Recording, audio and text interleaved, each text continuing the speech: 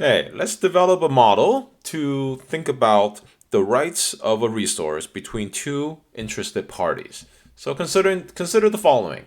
You have a village that resides on a large forest land. They can convert these lands to grazing land for cattle, and the forest also currently provides many benefits to the urban city, like humidity, rainfall, clean air, and a nice view. Now, this is what the model will look like. Right? So let's break this down piece by piece. So first, you have the village, right? And the village are just physically closer to the forest, right? And they can harvest. Right? So for the first few acres that they harvest, they get a lot of benefit from it. Okay, and this may be due to like the fact they have some urgent needs that they have to take care of, and the forest is bringing in the revenue is bringing in the money they need, right, to buy medicine and such. But then as they harvest more and more, the marginal benefit for each additional acre harvested decreases, right, and till they get to 80th acre, and by the 80th acre, they get almost nothing for it. So this is the reason why the graph stops at 80, right? It does not mean that there's only 80 acres. There could be hundreds and thousands of acres available, right? But the graph stops at 80 because the village receives no more benefit after 80th acre. Okay. Now, when we look at this graph, right, we should also note that the village incurs no cost from harvesting, okay, and that may be due to the fact that there's a lot of forest land, right, already, so they have a lot of reserves, so they have no concern, right, for these loss of land. Okay, now let's look at the cost here to the city. So the city incurs environmental costs, right? Remember, these are the services. So the city depends on the services that the forest provides. Therefore, these are the environmental damages. So think Chapter 6, environmental damages, pollution, and so on. Now, the first few acres that is harvested is not that harmful, right? Because there's a lot of land left. So then the first few acres, not a big deal. However, as more and more forests are being harvested, right, the remaining you have less forest remaining. Therefore, each additional acre, right, the marginal cost increases. Okay? And the city, right, they receive no benefit from harvesting of the forest. Right? They only incur the cost. Okay. So now we can have this graph here, right? And let's put some letters. Let's put some letters here so we can think about how we read this graph. Okay. So for example, suppose that 80 acre is harvested. Okay. Then what is the total benefit to the village if 80 acre is harvested? Now to answer that question, then just ignore everything else, but just look at the blue curve, the blue line, the marginal benefit curve. Okay, so you just go up to 80 acres, and then so you just look at the area underneath, and that will give you the total benefit, and which in this case would be A, B, C, and D.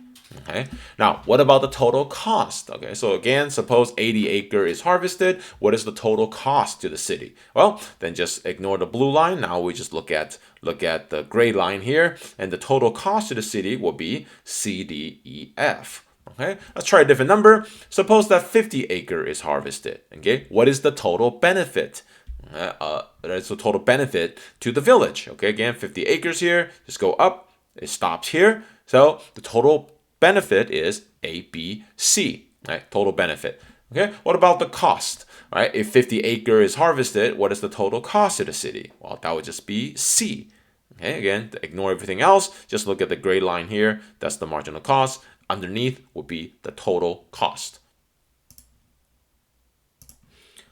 Okay, let's see if we can reason through what is the optimal number of acres society should harvest. Now, when we say society, right, we have to look at every party, every member of society together. So, in society, right, now we have two parties. We have the village and we have the city.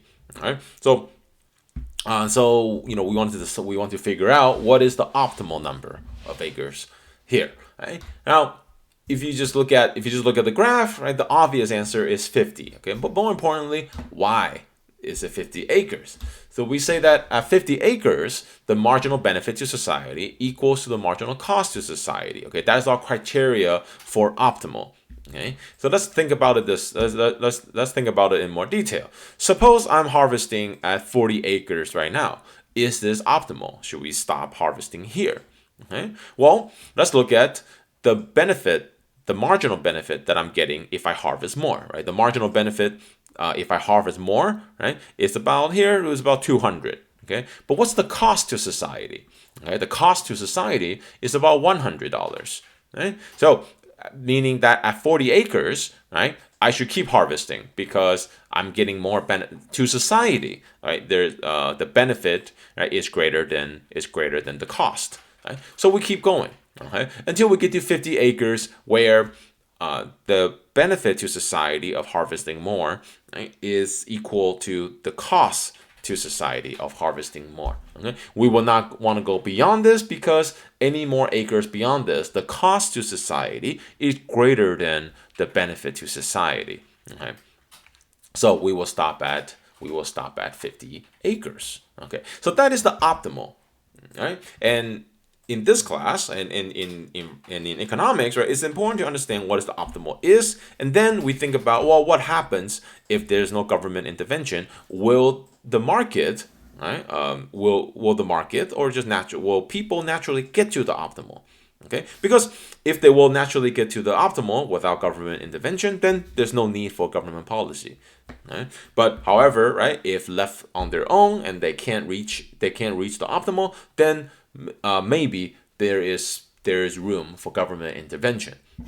So let's think about what happens, right, if either party holds the right or controls the forest. So if the city holds the right and city controls the forest, how many acres will be harvested? Okay, and then think about if the village holds the right, how many acres will be harvested then? Now, if the city holds the right, meaning if they control it, then the result will be 0 acres harvested. Why? Well, because remember, right, the city does not receive any benefit from harvesting, so they have no incentive to harvest. In fact, they only receive cost. Right? There's cost to harvesting, so the city will not will choose not to harvest any acre at all. So there is no gain or loss. There's no to the city. There's no gain or loss to the village, and the total social gain is 0. Right? The status quo does not change. Right? What about if the village controls the forest? If they hold all the right, well, then the village will naturally want to harvest 80 acres. Why? Because they incur no cost and they will just keep harvesting until they exhaust the benefit. Right? As long as they keep harvesting, right, up to 80 acres, then they will keep receiving benefit. They will not harvest beyond 80 acres because after 80 acres there's no more benefit to be gained, so they will stop there. Right? Now, the total loss to the city then will be minus CDEF. Okay, that's what we talked about before here, right? CDEF, and then the total gain to the village will be ABCD. Okay, so that's this triangle under the blue curve here, and then so the net social gain will be A plus B minus E minus F. Okay, let's look back over here. Right? At 50 acres, what is the net social gain? Well, at 50 acres, right, the village gains A, B, C, and the city loses C. So the net social gain is A plus B. And that's it, just A plus B. Okay, so now what do we see here? We say at 50 acres, right, it is optimal. And the total social benefit that we can get from it is A plus B. So at 50 acres, the total social gain is A plus B.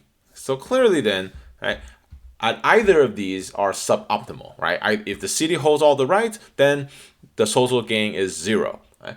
If the village holds all the right, the social gain is going to be less than A plus B because it's A plus B minus E minus F. Okay, so this might very well be negative, right? If E and F is bigger than A and B. Right? Now, in our case, it's not, but it could be that could be the case as well.